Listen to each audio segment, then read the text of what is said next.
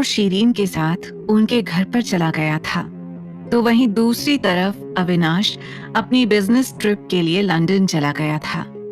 इससे अनजान नव्या अपनी आजादी के लिए अपने परिवार से लड़ रही थी। शेखर की बात सुनकर नव्या को कहीं ना कहीं समझ आ गया था कि अब उसका ये झूठ ज्यादा दिन नहीं चलने वाला था। इससे पहले कि शेखर मुड़कर वहां से जाता, नव्या ने चिल्लाते हुए कहा, अविनाश यहाँ कभी नहीं आएगा। उसके और मेरे बीच कोई रिश्ता नहीं है। पार्टी में जो हुआ वो सब एक झूठ था। इसीलिए उसका इंतजार करना बंद करो और मुझे जाने दो। मैं तुम लोगों की कोई मदद नहीं कर पाऊंगी। मुझे बस आरव को ढूंढना है। ये सुनकर कनिका और शेखर के कदम रुक गए। कनिका के चेहरे पर एक बड़ी सी स्माइल थी। उसने ताना कसते हुए कहा, मुझे तो पहले से ही पता था कि अविनाश आहूजा जैसा आदमी तुम्हारे साथ कभी हो ही नहीं सकता। देखो उसे और देखो खुद को। खुद तो झूठ बोला ही, साथ में अपने बेटे को भी नहीं छोड़ा।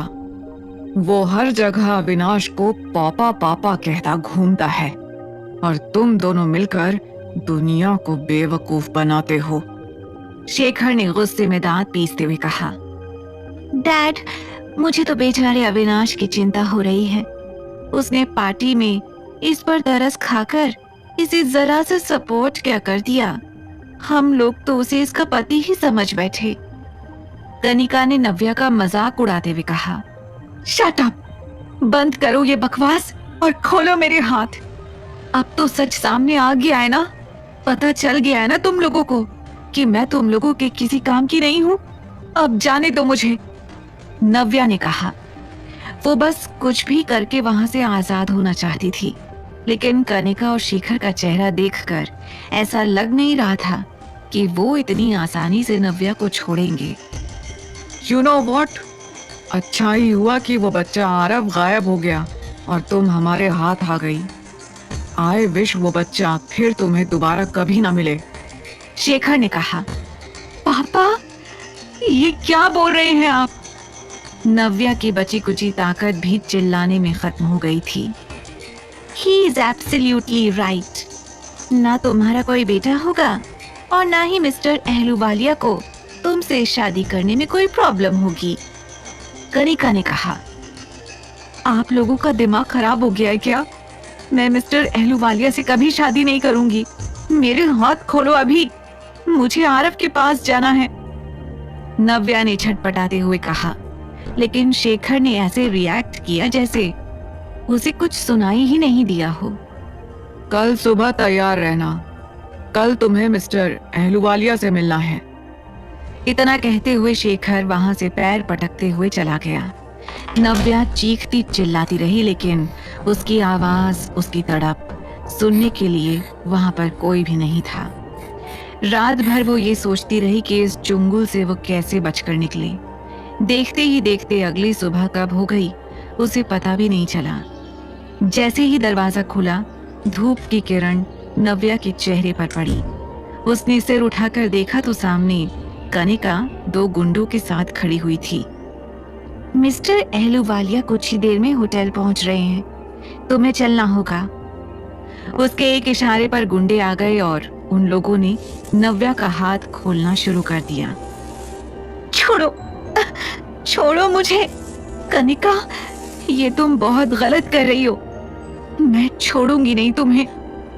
नव्या चिल्ला रही थी और रो रही थी, लेकिन कनिका सिर्फ वही कर रही थी जो करने वो वहां आई थी।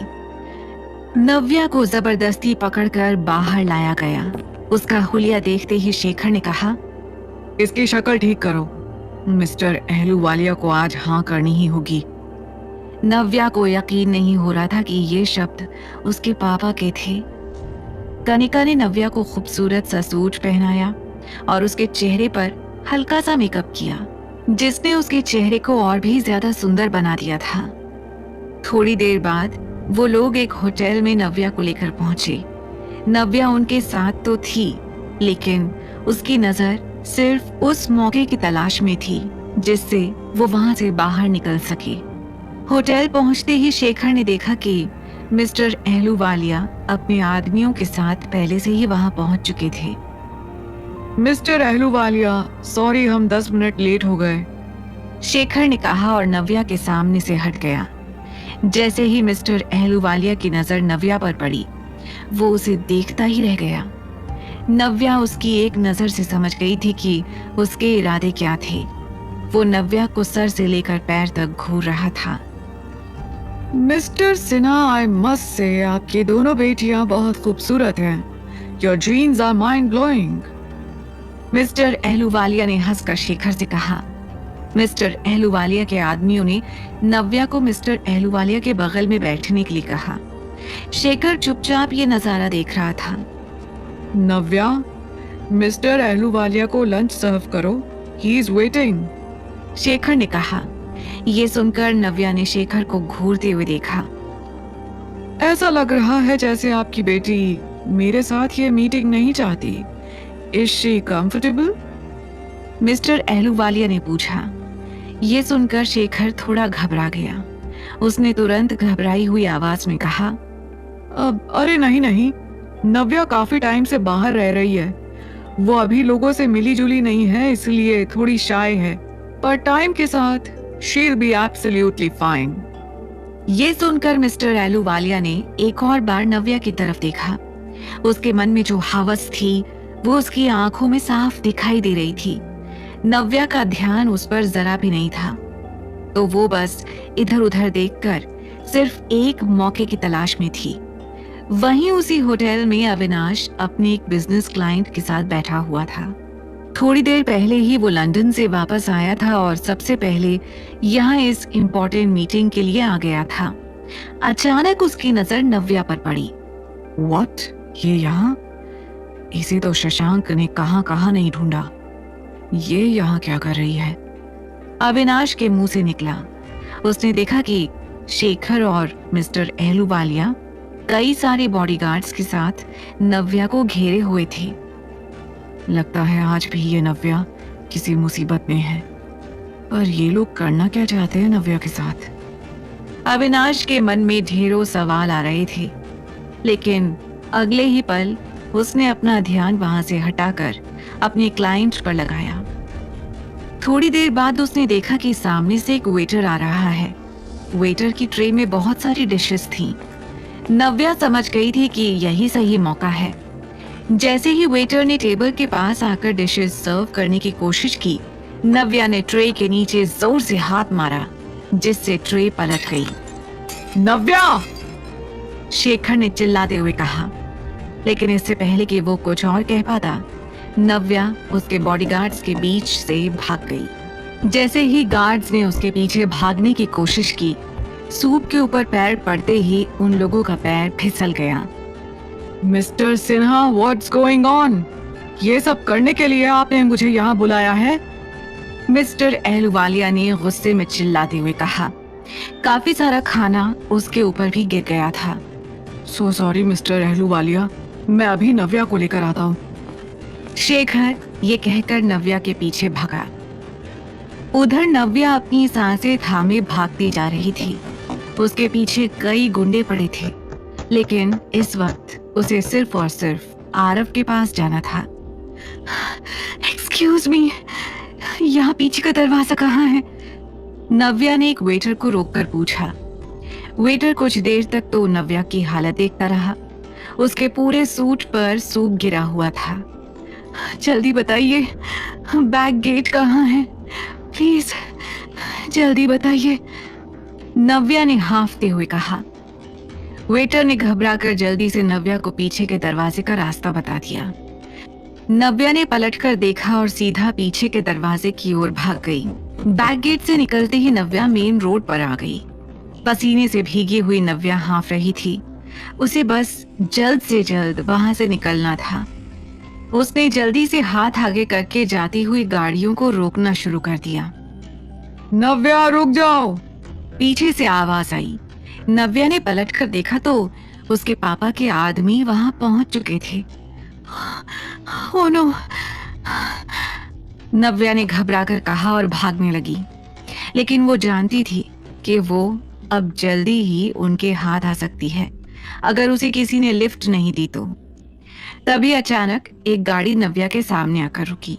नव्या को एक पल के लिए लगा कि शायद वो गाड़ी उसके पापा के आदमियों की है। वो घबराकर दूसरी दिशा में भागने ही वाली थी कि तभी कार का शीशा नीचे हुआ और अंदर से ड्राइवर ने कहा, जल्दी अंदर बैठो। ये सुनकर नव्या समझ गई कि वो कार उसकी हेल्प के लिए आई है। नव्या जैसे ही कार के अंदर बैठी, उसने देखा कि उसके बगल में अविनाश बैठा हुआ था। वो इतना हाफ रही थी कि उसके शब्द गले में ही अटक गए थे। अविनाश के ऑर्डर पर ड्राइवर ने तुरंत गाड़ी भगाई और वहां से निकल गया। नव्या साफ देख पा रही थी कि शेखर के आदमी दूसरी गाड़ी से उसका पीछा कर रहे थे, लेकिन देखते ही देखते अविनाश का ड्राइवर उन लोगों से आगे निकल गया। अविनाश बार बार तिरछी नजरों से नव्या की ओर देख रहा था। उसने अपनी गाड़ी में रखे वेट टिश्यूज नव्या को दे दिए। थैंक यू सो मच, नव्या ने हाफते हुए कहा। अविनाश ने भी बिना कुछ कहे सिर हिला दिया था। जितना गलत उसने नव्या को पहले समझा था, आज उसकी फाइटिंग स्पिरिट देखकर उसके लिए उतनी ही ज्यादा रिस्पेक्ट फील कर रहा था। उसने हालातों के सामने हारने वाली लड़कियां बहुत दिखी थी, लेकिन उनसे लड़ने वाली सिर्फ नव्या थी। अविनाश की नजर लगातार खुद पर देखकर नव्या को थोड़ा अजीब लगा। हाँ, आप गाड़ी यहाँ साइड में रोक दीजिए, मैं उतर जाऊंगी। मैं आपको अब और परेशान नहीं करना चाहती। ये कहते वक्त नव्या ने डोर पर अपना हाथ रखा और तभी उसके हाथ में चोट देखकर अविनाश हैरान रह गया। उसने तुरंत नव्या का हाथ पकड़ा और कहा, ये चोट? अपने हाथ में बड़ा सा कट देखकर नव्या को याद आया कि ये कट ट्रे पलटते समय उसे लगा है। इससे पहले कि वो कुछ कहती, अविनाश ने सख्ती से कहा, ड्राइवर, हॉस्पिटल चलो जल्दी। ये सुनकर नव्या ने अपना हाथ पीछे खींच लिया और हड़बड़ाते हुए कहा, देखिए, मुझे हॉस्पिटल की जरूरत नहीं है, मैं ठीक हूँ। मामूली सी चोट है, आप बस मुझे यहाँ किनारे पर उतार दीजिए। लेकिन अविनाश ने उसकी बात पूरी तरह से इग्नोर करके कहा, ड्राइवर, जल्दी हॉस्पिटल चलो। अरे, आपको सुनाई नहीं दे रहा है क्या? मुझे नहीं जाना हॉस्पिटल, मुझे यहाँ उतारिए, मेरा यहाँ से जाना बहुत जरूरी है, नव्या ने इस बार घबरा कर कहा। ड्राइवर, सुना नहीं? जल्दी चलो हॉस्पिटल, अविनाश ने कहा। इस बार नव्या का गुस्सा और भी ज्यादा बढ़ गया था। आरव की फिक्र में कुछ देर के लिए वो भूल गई थी कि अविनाश ने उसे शेखर से बचाया है। मिस्टर आहूजा, आपको सुनाई नहीं दे रहा है क्या? मैं हॉस्पिटल नहीं जा सकती। इस वक्त मेरा होटल वापस जाना बहुत जरूरी है। मेरा बेटा आरव पिछले 2 दिनों से गायब है।